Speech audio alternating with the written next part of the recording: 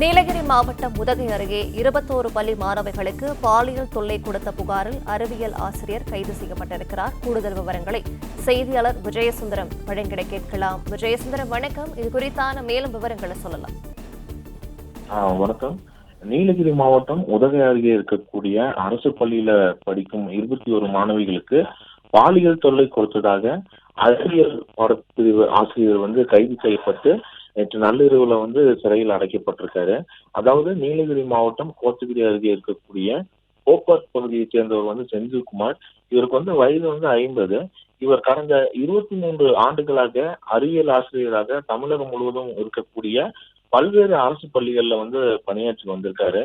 இந்த நிலையில கடந்த ஆண்டு ஜூன் மாதம் உதகை அருகே இருக்கக்கூடிய ஒரு அரசு பள்ளிக்கு பணியிட மாற்றமாக இவர் அங்கு 6ஆம் வகுப்பு முதல் 8ஆம் வகுப்பு வரை அறிவியல் பாடம் நடத்தி வந்திருக்காரு.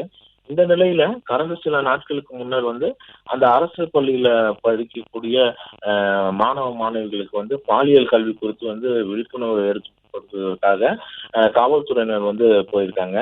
அப்போது அங்க படிக்கக்கூடிய மாணவிகளுக்கு குட் டச் பேட் டச் குறித்து விளக்கம்லாம் அளிச்சிருக்காங்க. இந்த நிலையில பயிற்சி வகுப்புகள் முடிந்ததும் பள்ளியில் இருந்த 6ஆம் வகுப்பு படிக்கக்கூடிய 12 வயதுடைய மாணவிக்கு அறிவியல் ஆசிரியர் செந்தில்குமார் உடல்ல தகாத இடங்கள்ல தொட்டு பாலியல் தொல்லை கொடுத்ததாக புகார் கூறியிருக்காங்க.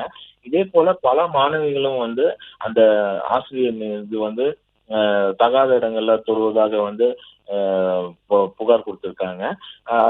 அந்த பள்ளியில படித்த 21 மாணவிகளுக்கு பாலியல் தொந்தரவு கொடுத்ததாக போலீசாருக்கு மறைமுகமாகவே தகவல் போயிருக்கு. இதனையடுத்து மாவட்ட காவல் கண்காணிப்பாளர் நிஷா அவங்களுடைய உத்தரவின் பேர்லையும் குழந்தைகள் நலப்பிரிவு அதிகாரிகளுக்கும் இந்த தகவலானது தெரிவிக்கப்பட்டிருக்கு. இதன் பேர்ல உதகையில் இருக்கக்கூடிய ஊரக இன்ஸ்பெக்டர் விஜயா தலைமையிலான போலீசார் விசாரணை நடத்தி போக்சோ சட்டத்தின் கீழே வழக்கு பதிவு செய்து ஆசிரியர் செந்தில்குமாரை கைது செய்து உதகை நீதிமன்றத்தில் ஆஜர்படுத்தி சிறையில் அடைச்சிருக்காங்க.